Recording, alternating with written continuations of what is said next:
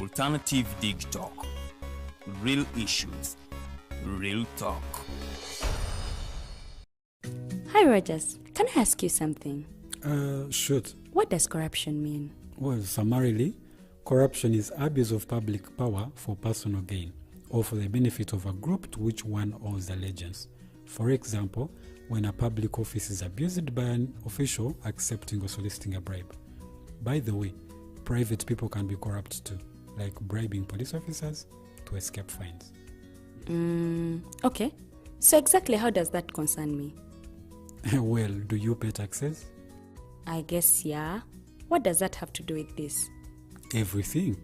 Because those taxes you pay are supposed to facilitate services you use, like water, electricity, roads construction, medicines in hospitals, name it. Okay, that is much bigger than I thought. But it can be stopped, right?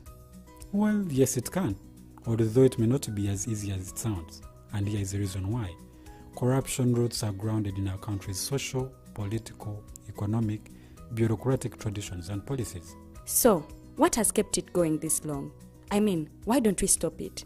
Well, the main reason why it has been here for so long is because institutions are weak, either as a result of poorly defined ethical standards of public service, weak administrative and financial systems, or ineffective watchdog agencies. What can we do to stop it? At a national level, we must focus on strengthening the independence and effectiveness of public institutions that fight corruption. At a personal level, we must commit to never giving a bribe. I promise I'll never give a bribe. Well, that's a great decision you have made. Me and you now have to spread this message to all our friends. If we all do our part, corruption will be no more. This message is brought to you by Alternative Digital.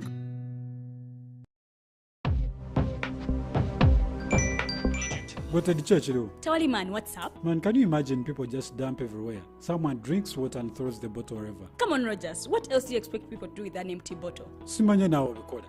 Do you know that plastics take at least 450 years to decompose? What? That's a long time. Exactly. Because plastics are made out of a lightweight and flexible material that doesn't decompose easily.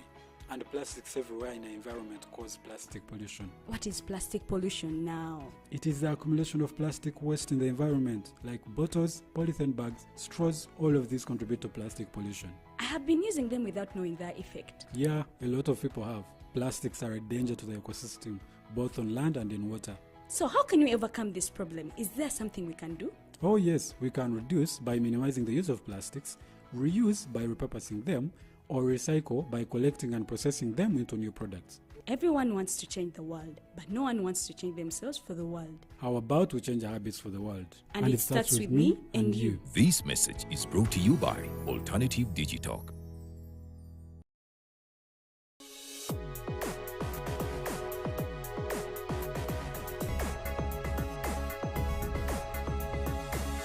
The Alternative Dig Talk.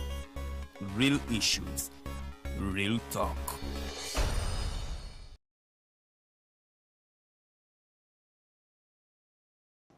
Good evening and a warm welcome to Face the Nation. My name is Edgar Matthew Karuhanga. Every week we have candid conversations with various individuals right here on Face the Nation as we try to find out what is happening in the country but also hold them accountable.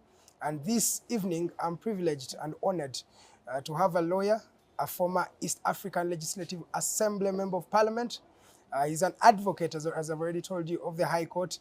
And particularly for this show, he is the Vice President of the Democratic Party. That is none other than Fred Mukasa Mbidde. Thank you for facing the nation, sir. Thank you, my brother. I equally greet the viewers. Thank you. We're going to start on a sad note. This week, we lost Pope Francis. Yes.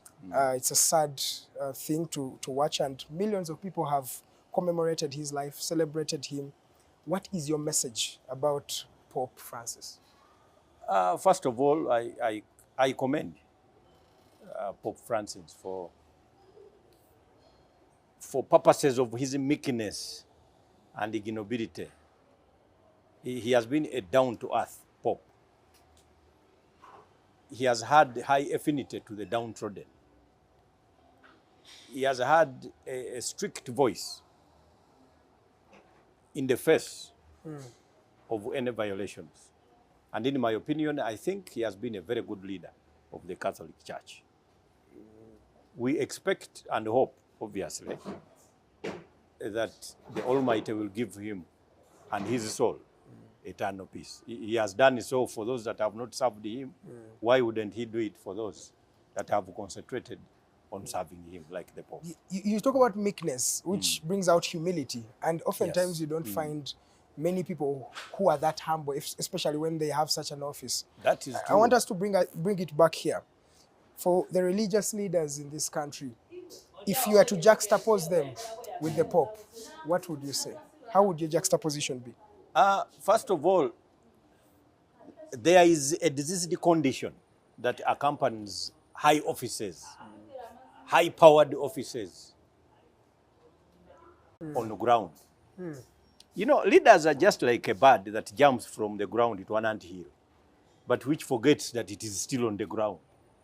Now, that disease of extreme honorableness affects a lot of leaders. Even To the religious extent, leaders? to the extent, yes, it does. Of course, I have heard. Haven't you heard of religious leaders burning Bibles, doing this and that, pontificating over issues for which, obviously, they cannot have the highest moral authority to adumbrate or to pontificate about. Okay. You see, a religious leader almost assumes the position of God before the flock. Now, that leader has been obsessed with that kind of extreme honorableness. A religious leader must continuously maintain his quest to know God to the extent that then he can be in a position with dexterity to guide the masses. Okay. But we have got leaders that have assumed almost a position of God or deputy God. What happened? Because we had the Which is a Janan disease. Lowums Yes. of this world. They lost their lives fighting for a cause. What happened to our religious leaders today? No, the religious leaders today have been affected by the economics of the country. In fact, personal desires have replaced the ideal that they would have been as leaders. Today, when you find pastors in all churches and priests, they are chasing demons from younger girls instead of chasing very big issues like trampling on fundamental human rights, disappearances, maintaining leaders in prisons. You don't find religious leaders speaking about the same. You find them concentrating on chasing small demons, for which evidence we don't even have, from younger girls. And you can imagine that is It's exactly not the what first they have time become. you talk about demons Yes, and it chasing. angers What's me, your I can tell problem you. with that? Because these people are getting what they call freed from such conditions. So does that make them bad, the religious leaders? But what is the objective reason that makes it a logical necessity for a younger girl to believe that there is a demon? These are all circumstances that are the very definition of poverty. Okay. They are no demons. Now, when somebody continues to pontificate as if they are demons and his major concentration is chasing the same from younger girls, when you know that the operations of state have made it a logical impossibility for anybody to think uprightly and manage the economic conditions around that person, and that the only recourse now is either to comedy shows or church, because this is where now young people have flocked. Exactly. They either go to comedy shows or church because there is extreme absence of happiness elsewhere except the two. Oh, you Yes. talk about happiness, and that brings me, we are one of the happiest countries in East Africa, if you did not know. I So am not how do you aware. conclude to your happiness? Because Uganda has been voted, I think, 3 times now Yes. as the happiest country. You people are okay. Actually, mad men are happier. So, if you associate Uganda with happiness, then our degree of madness equally should be assessed. I can tell you, I have never seen a madman who is angry. They are, even faced with a heap of chaff, the madman will be looking at a heap of gold within the chaff itself. It is psychologically stated that a madman actually is living a life of comfort. He believes everything he sees is actually below sea level, and he's the only one walking on water like Jesus. So if that is the kind of happiness that you expect of Ugandans, then I have no problem. Okay, thank you. We started on that note because of the death of Pope Francis. May his soul rest in peace. Let's get back to the politics. How is the Democratic Party? Yeah, it is limping at a very fast rate, but I cannot say safely that we are actually walking and running safely. What do you mean by limping? Limping, we are now, as the Democratic Party, obviously dealing with an agreement, which has caused it was an agreement ideally of cooperation with the ruling NRM, which has in effect culminated into the disappearance of our own identity. So we are now suffering an identity crisis, and this is the kind of crisis which is a mongrel of some sort. A mongrel would be the kind of animal, maybe a dog, but whose breed cannot be ascertained. Now, and this is what we are going to market into the population for ballot box purposes. So I can safely tell you there is a lot of work we are going to do between now and the next delegates conference in order for us to assume a stature capable of being were sustained one of those in the people next election. who were pro that. Yes. The team. When you preached bliss, and you were behind this union with the National Resistance Movement. Yes. When you look at the contents of the agreement, anybody that is sane in Uganda would have supported it. Because the contents had everything to do with an amendment of electoral laws in order to establish independence of election management in Uganda. That is number one. It had everything to do with respect for human rights, respect for freedoms of the media, and access to the media, even by those in competition with the current government. It had everything to do with establishment of format and framework for a peaceful transition in Uganda. Now, those are choices for everybody that wishes Uganda well. And where such contents are contained in an agreement, then obviously signing an agreement of that nature would be everybody's happiness. That is why we supported it, and we thought it was definitely something that would bring Uganda into a proper political El Dorado, which never happened. Political El Dorado. You use powerful statements. But when you were conniving or working with Mr. Museveni, what did you expect? Nobody was working and conniving. You had an agreement working together. The agreement was intended to establish a cooperation. There is evidence that that agreement exists, and it was signed. But just like a constitution, it was never followed. So ideally, everything reduced into writing can only be implemented by those that are principles to it. Now, when it is not followed, you do not accuse the idea of the existence of the agreement. For example, we have a constitution, and I can safely tell you that whatever was included in that agreement is actually provided for in the laws of Uganda. But we are faced with a president who actually believes that what was written in the agreement were news. And for me, I laughed when I read it. What did you expect? What did you expect going in this association or cooperation with Mr. Museveni, with his track record? And I know you to be a political scholar of this country. You have studied how Museveni has worked over time. Did you expect anything different, really? Everybody expects something different in Uganda. Those that support the agreement and those that never supported it. There are those that expect something positive from an election organized by President Museveni. They are just the same as those that believe that actually an agreement signed by him will equally be implemented. So in Uganda, we live under hope and expectation for the future and the better. We are not different. In fact, there are even you who believe that in the absence of freedom of the press, you are going to be a journalist. So we are the same. Yes. But you sound jilted. You sound like you have vendetta over this cooperation. Some people think you did not gain from it. Nobert Mao is minister. Nobody. You did not gain from it. Is that why you are guilty? Of course, a lot of people can. In Uganda, we have persons posing as analysts, when actually these are supposed to be students by those that analyze issues. Honorable Silanda is occupying a seat at the East African Legislative Assembly. Yes. I occupied the same 10 years ago, and there was no agreement. So you cannot say that it is the subject of an agreement. It is not. So that information is, with all falsehood, intended to hoodwink the public into the expectation that the agreement was about sharing positions of authority. Wasn't it? It wasn't. The establishment and appointment of the Honorable Nobert Mao as a Minister for Justice and Constitutional Affairs was intended to be a tool of implementation of the agreement. Because we insisted that we don't believe the NRM people are actually up to the task in terms of amendment of all laws. To the extent then that we were handed over a tool. We didn't know that the tool would be handed over, but the field would be inaccessible. So it is like somebody giving you grants of a hoe and a tractor and making sure that all engines from the tractor are pulled out. The hoes are actually at your disposal, but the land is fenced off against anybody's entry. But I so thought, that is what existed. I And, thought that as Mao is in that cabinet meeting with Mr. Museveni, then, as you said, implementation would be easier. Yes, if that cabinet is only discussing the cooperation agreement. But we have a cabinet that has to do its job, despite the presence of an agreement.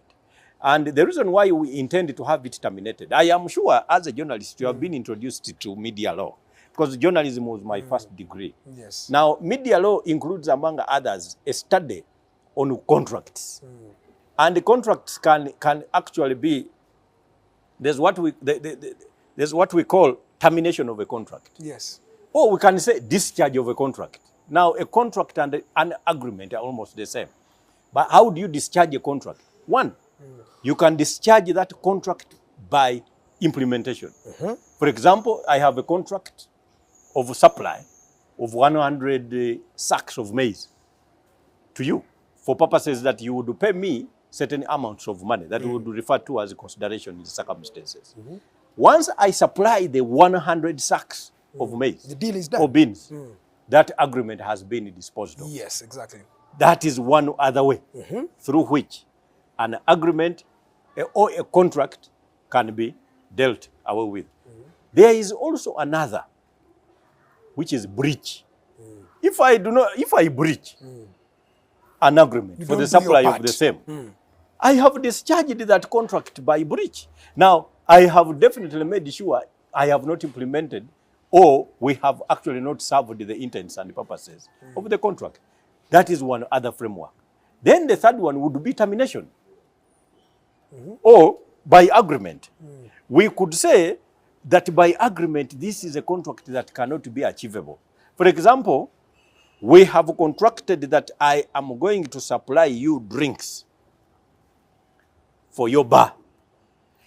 But then something comes up. All of a sudden there is COVID-19 and all bars are closed. So it is a frustrating event. Now that one brings out two major procedures and processes. The first process and procedure would be that one, that is a contract that has suffered an extraneous attack that makes it impossible for any of us to actually implement the same. So that is why when we are drafting agreements, we include the material like force majeure. What happened in That the case of an Museveni intervening. and DP? Hold on, because you see, when you pose a question, Yes, sir. except if we want it to behave like Wazoks, it is important that you actually listen to the answer. I am listening. Because for purposes of the benefit of the viewers. So there are four major particularities through which an agreement can be discharged. Yes, sir. The President of the Republic of Uganda, in our opinion, discharged the agreement by breach. So it was breached. It was never discussed. It was you never achieved from the years you've been cooperating. It was never implemented. So that is why I have proposed a framework of termination of that agreement. So that we why don't now? take an agreement that in effect is becoming a danger to our own message to the population, to the ballot box. You look like you are just packaging yourself to brand yourself to look better in the eyes of the audience, because they know you are working with Mr. Museveni and they don't agree with Museveni. Because now it's the election season. But you are right. The election But why season- would they know we are working with Museveni when we are not working with him? So we must make sure, just like you are saying, we I'm saying, rebrand. Why now? You're looking like political You know, people who my- just want to take advantage. but we are Yes. discussing current affairs. So Yes, when sir. you say why now, it is because this is now. No, but you wasted 3 years of people, of the Democratic Party members, Yeah, cooperating with Mr. Museveni. For how many years have we had elections in Uganda? More than 30 now. At More least than 30. who has been appointing the chairperson of Electoral Commission and all commissioners of the commission? The president. The president. So people have wasted 30 years believing in President Museveni. And we have wasted, in your opinion, 3 years believing in him. So who is I cannot say who is stupid, but who is anything closer to that? The one of 30 years or the one of 3 years? 30 years we are not working with Mr. Museveni. No. You're actually going through an electoral process, a government process that is always there every 5 years to change power. Yes. So, but I'm I not have comparing. been asking you. Your president is in the cabinet with the president. They are working together. I have been asking you and because 3 years down the road, you don't have anything to show. I have been asking you because I want you to get the clear picture. I am getting it. Persons have been participating in an election whose results are declared by persons appointed by one of the candidates for 30 years, just like you have said. That candidate is the same person we wrote an agreement with, promising that we will have a peaceful transition. So we are all believers. We have believed him for 2 years. They believed him for 30 years. So who fails the assessment test? How do you then go back to the people? In fact, for us, we have seen it earlier than those that haven't seen it and are preparing for an election. So you should praise us for seeing it earlier, that we should disentangle from him, than those that are now garnering and preparing, in fact, with all powers oozing in preparation for another election. Where it is just like a labor ward, where you are sure the midwife is going to switch the baby. So for us, we are even wiser. And we should be credited by the whole country for being wiser. How are you wiser? One, we have seen it earlier than 30 years that this agreement was never going to be implemented. Number two, we got him to sign an agreement, thereby giving full proof that probably he does not honor agreements that he has signed. None of the other guys have come out to say that until electoral procedures and processes are amended, we will not participate in an election. So who is wiser? We are the ones. And in fact, we cannot say no if anybody wanted to erect tents in order to celebrate our own wisdom. Are you proud of your president, Mao Norbert? Over what? Over how he has run the party in the last, let's say, 5 years. The last 5 years, yes, I am 2020. fine. I am fine with him. What are you proud about him? One, I can say he brought the national character of the party. You see, we inherited a party where the innuendo material surrounding it were in such a way that it was supposed to be a centralized political party, Catholicized political party, and it had only 4 members of parliament. In fact, the 4 members of parliament were almost owned by one individual called the Alhaji Nasser Ntege Sebagal. We have run this party to the extent now that it has got even regional representation in parliament. We sprang up to around 15 members of parliament, but we are now down to 9, and I do not know whether we can achieve our major other targets possible and practicable. Okay. Number 2, he has forged unity of the party. Unity? Of the National Executive Committee of the party. In terms of unity in the whole country, nobody has done so. And in fact, I know that you are saying there is no unity in the party simply because there is opposition within the party. There is a division. Unity and unanimity are completely different. So we are not unanimous in terms of how the party should be run, in terms of decisions that should be taken. So are you united? But we are united as members of the party. So opposition is also the subject of unity. And rebellion is the subject of this unity. Okay, so and we don't have it yet. How do you go in 2026 as the Democratic Party? That's what we are choreographing. There is no single answer because we are still sitting terribly. Part of the procedures and processes towards that include termination of this agreement. And these are things that I have been telling you about. Okay. Fred Mukasa Mbidde, Vice President of the Democratic Party, is facing the nation this evening. Thank you so much for tuning in. My name is Edgar Matthew Karuhanga. Let's move on let me even ask you this. Are you standing in this election that is coming? Will you stand in any position? Of course. Of course, I will show up on the ballot paper. I have just not gone public on where and what. And that is going to be breaking news for Uganda. Thank you. Yes. Even if you don't tell us the actual position, but you have been, for lack of a better word, rubbishing the elections and said that they have brought us a candidate, the same candidate for 30 years. And you know that the baby, use the analogy of the baby is going to be switched. Why do you go in an arena where you know the baby is going to be switched? You see, this is just like an accident. The driver of a vehicle that knocks you is not the one that teaches you how to limp. Somehow that one is a spasmodic procedure. It is by automatism that you begin limping. And for us, we are limping into that election. Okay. Not because it is the best, it's the most organized election, but because we know it is the best thing to do, Okay. at least for Uganda. I can safely tell you, there are elections we have seen all over the world. I think we had almost 17 to 18 elections in Africa, just last year.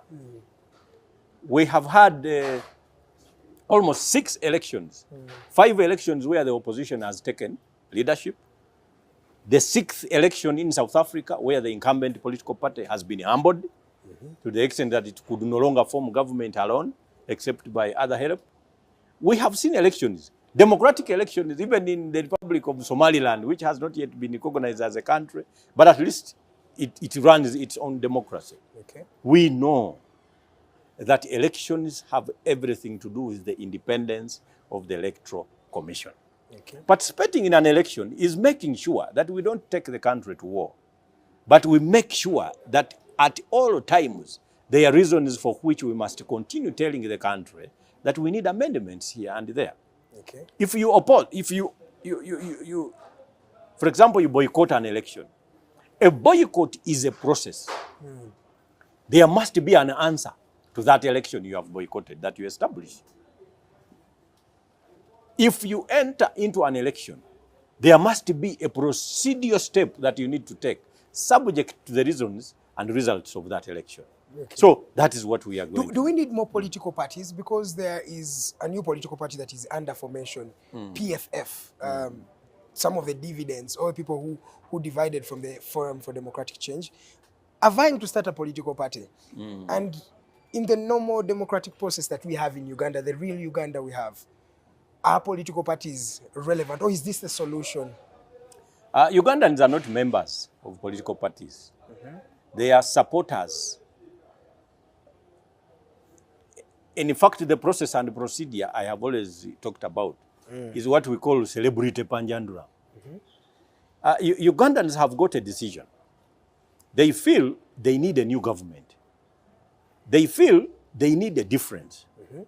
They feel that at any level, at any time that we have voting, there are some leaderships that actually keep changing, right from grassroots to, except at presidential level. They know that at every stage and step an election is concluded, change almost means no change. So Ugandans don't belong to political organizations. They belong to a sentiment, because the system established is an indirect authoritarian rule. The system established. Some people think that it is NRM party which is in power. But all political parties are not operational, including NRM. The NRM that you call a party is a mere apostrophe. It's not a full sentence in the governance of Uganda. They don't take a decision. There is a government that actually leads the country. Decisions come from SEC, NRM SEC.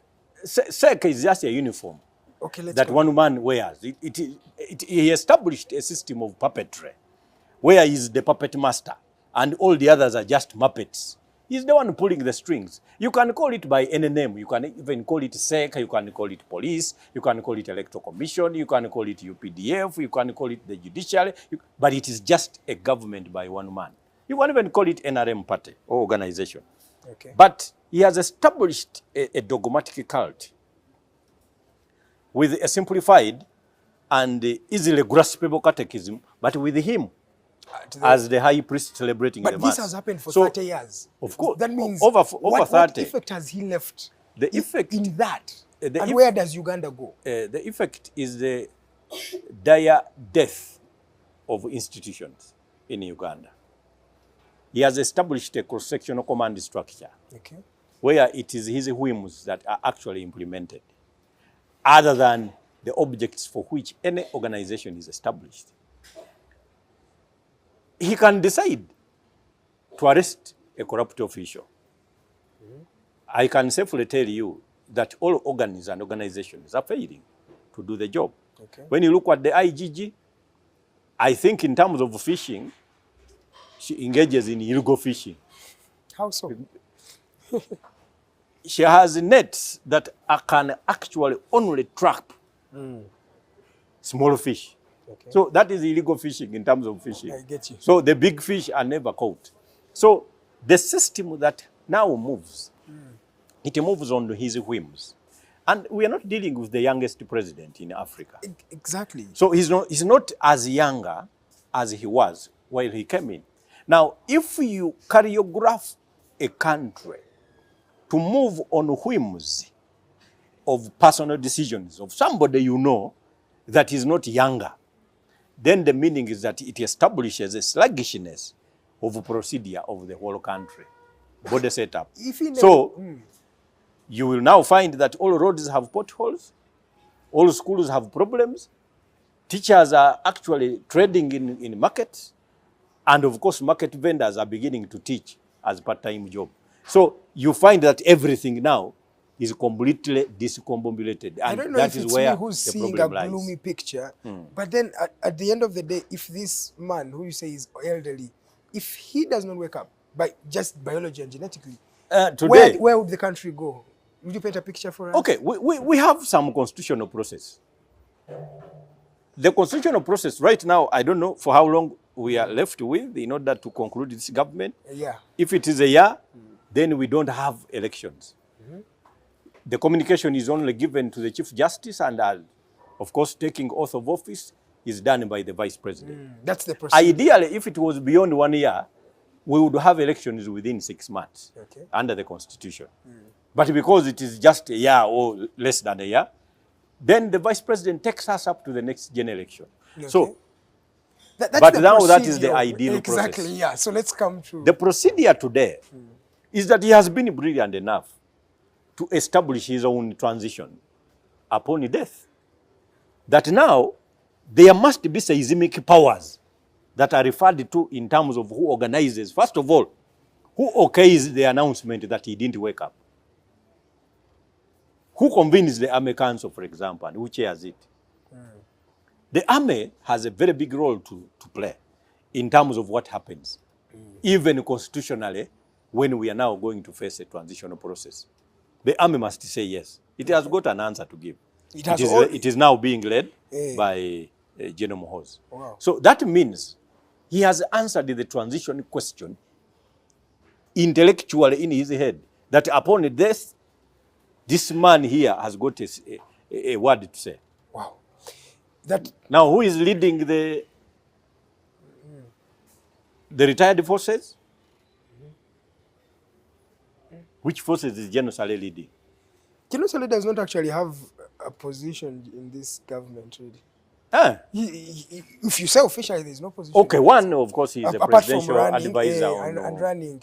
On, I think either defense or military affairs, whichever. Yeah. Mutatis mutandis. So he's also running Operation Wealth Creation. Of course, that one now endears him into the population, because we are dealing with a population that is tainted with poverty. So obviously, wealth creation now gets you closer to almost everybody in Uganda, which it has done. A lot of our people don't look at most of these things critically. And you know, they keep on just rubbishing them. But these are material appointments that actually have everything to do with the transition. Okay. Yes. As we gear up for the 2026 elections, one of the biggest opposition figures in this country, retired Colonel Dr. Kizza Besigye, is still behind bars, charged with treachery and treason. How do we enter an environment of politics when such a great man is going through what he's going through? What's your comment on that? When I look at Dr. Besigye, the person that comes to mind is the former finance minister of Eritrea. I think it's called either Haben or something. Well, one of the name is not clear in my head yet.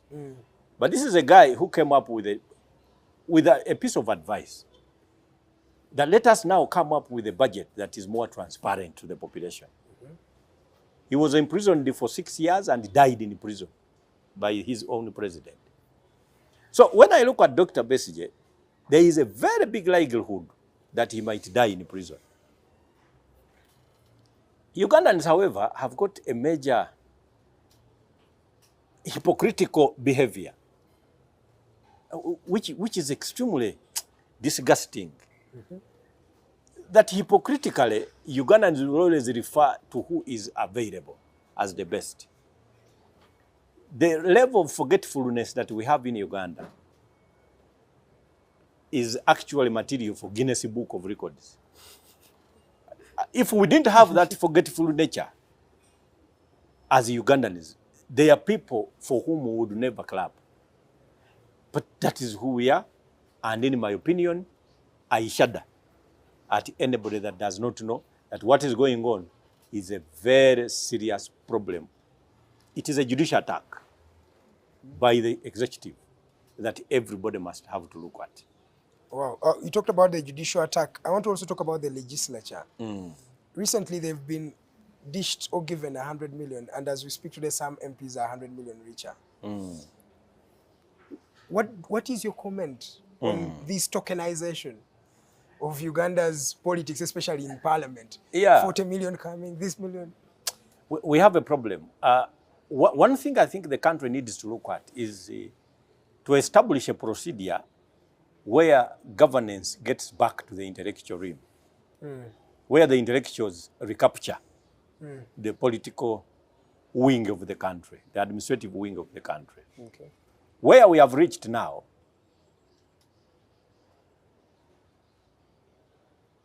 is that now idiots have quorum and they are voting for each other. And this is going to be a very big problem for the future of Uganda's leadership. Because they have quorum at the ballot box. Parliament is now almost full of voters. They were just angry that the former members of parliament never looked after their own financial needs. So they decided to vote for each other. So we have got otherwise we would have been beneficiaries of PDM. Now they are receiving their own PDM by way of parliamentary handouts. So they can't say no, because that is who they are. No, but this is not just this parliament. Even the previous parliament, money has been... Yes, because should we say it's a people it issue, has not been just a parliament sequential failure by Ugandan body politic to keep voting for voters and making sure members of parliament lose elections. So almost 80% in each electoral cycle of members of parliament lose their own seats. Okay. Yeah. So it doesn't, the person who's getting voted for are just parokas and dimwits. Now, I can tell you that they are stuck. They don't even know what to do. The guys in suits, the elites like you have shied away from the politics. They don't have votability. Today, sense does not make sense at all. In fact, you can now not go to an electoral process vending a manifesto full of policy framework and suggestions. If you do so, it is just a mere thin veneer. A thin veneer would be that furniture covering what is otherwise trash inside. You know, the Chinese usually make their own furniture in such a way that when you look at it on top, the surface is just heaven. But what is inside, if you just broke off, it is covered by a thin veneer. So in Uganda, reference to policy while making a quest for an office, I think is a logical impossibility. It doesn't make sense at all. Wow. Thank you. So the results of an election is actually what is happening is in what Parliament. we're witnessing today. Yes. As we conclude, Honorable, why don't you unite as the opposition?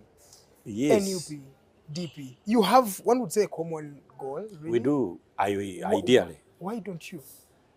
We have a very big problem. Let me break it down. You see, the Kenyans have got something they say. You know, Stomach in Swahili is tumbo. Now, politicians in Uganda are no longer now technocrats. They are now tumbocrats. So we have people that have shifted their understanding of issues and decision making from the brain to the stomach. So what you are doing is, if you want to deal with so and so, you can no longer play with his brain, just play with his stomach. The rest will follow. They are dragged along any decision by just getting hold of somebody's stomach, and that's it. That is number one. Number two, the political leaders have equally, almost all of us, have assumed some kind of gladiatorial supremacy. You have looked at, where somebody has got at the subconscious level of their brain a belief that they are gladiators. They are so huge. That's your politics. The politics of personalities. It is one of the causes of the disunity you are talking about. So it makes it very hard for us even to sit together. We have seen political parties on the opposition claiming that they are actually more powerful than the rest. You look at them and they are like pygmies, but each one claiming to be taller than the other. And with that kind of supremacy, gladiatorial supremacy, Yes, sir. it becomes almost impossible for anybody to even believe that you can sit with a smaller person. So there is a big problem. Then you cannot take power. Then they are now crumbling. You see, what now is the preoccupation of every political party is the next election, not even the next generation, the next election. So they, just like frogs, they believe every type of water is for swimming, even hot water. So that is how we are behaving. So you see a political party jostling for procedures and processes of going into another election, just like a frog. It looks at hot water, but it believes it is just water anyway. Swimming is in progress. So that is what we are doing. And until the intellectuals, and I think my now prayer is for professors, particularly university professors, and the elite. And it doesn't matter even whether NRM or opposition. I wish they can commence a procedure of uniting us. That will make sense. But and this is not for the next election, yes, but for the next generation. Yeah, but we have a leadership or a system that does not respect professionals, if you realize that. Many a time, Mr. Museveni has laughed at them. Yeah. So how do they influence, yet they are not even respected enough in such a dispensation? Then they should know we are the same sufferers. You see, if you are not respected, that should unite us. It's just like when we meet in prison, Yes, sir. we obviously become brothers. So we are fed on the same umbilical cord of torture. That one should be used as a clog. It must be used as an instrument of unity than disunity. And that is why I really pray that we can definitely commence a procedure that can make us united. Lastly, what do you speak about the person of Muhoozi Kainerugaba, who is most likely in the, organized to take power from his father, according to what you have said? What's your comment on this gentleman? I don't know whether he's organized to take power, personally. He's the CDF. Yes, but there is no power as CDF. I don't think Museveni was CDF before in his life. So that would have meant that being CDF means taking power. Maybe you can tell me one CDF who has taken power in Uganda. I haven't seen any. So, but I can When safely Amin tell you wasn't. that he's one guy that most people do not understand. He's full of diversion. He's an intellectual and nobody knows, except if you get closer. If you want to doesn't sound discuss like materialism, dialectical materialism, materialism and the dialectical method, brain work, it is only distant persons that don't understand who he is. Most of them run to the social media bollocks that he actually posts. But those are diversions. A person who actually does that, and that is his personality, cannot lead an army for 1 week, and there is no mutiny. So, but these are things that people don't even understand. He's But he completely has said different. these things that, and in his capacity as CDF. Have you heard him say any of those? No, he has texted. So what I am telling you is what you should take. Okay. Otherwise, it's social media. Social media, I see a lot of things on social media. We have got people on social media that are actually the wealthiest in Uganda by portrayal. In fact, if you follow social media to determine the kind of lifestyle you want to lead, I shudder because and I pity you because what is on social media is actually complete balderdash and complete lies. An illusion. Social media is a diversion itself. Okay. The portrayals there are a nuisance. People do so for several reasons. Okay. I am told that there is even now, when you look at TikTok and some of those other things, I am told now it has become a job.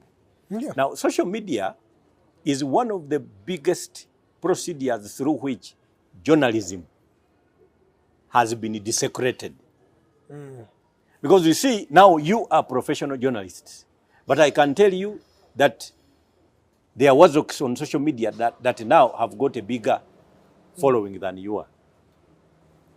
They are establishing a community within us that has nothing to do with intellectualism, that has nothing to do with wisdom, that has nothing to do with correct analysis of what should happen in Uganda. But they have established a bandwagon effect that makes it possible for anybody to be followed, even a mad person. Wow. So, don't use social media to determine the character of a person. Okay. So, in fact, now, you see me. When I answer your questions, I can guarantee that social media will definitely pick only those areas where I have spoken words that seemingly obfuscate the meaning that I attach to the words I have said. They call them bombastic words. They only pick areas where I have spoken words that are unclear. And that is my portrayal. But that's not how I speak. Okay. They come in as they please. I have been like this almost since secondary school. So let's not consider what Mr. Moses is posting. Nothing. Just when get I was with Kulej and he says if it walks like a duck, moves like a duck, it probably is a duck. No, a duck is a duck. It doesn't matter whether it walks or even dead. Thank you. It's a duck. Thank you. That is Fred Mukasa Mbidde, the Vice President of the Democratic Party, but also an advocate of the High Court and former Member of Parliament for the East African Legislative Assembly. Thank you so much for tuning in. From the time we started up to now, every Friday we are here at 5 p.m. having a conversation with Uganda. From the entire team, God bless you. My name is Edgar Matthew Karuhanga. See you again next week, same time, same station. Good evening.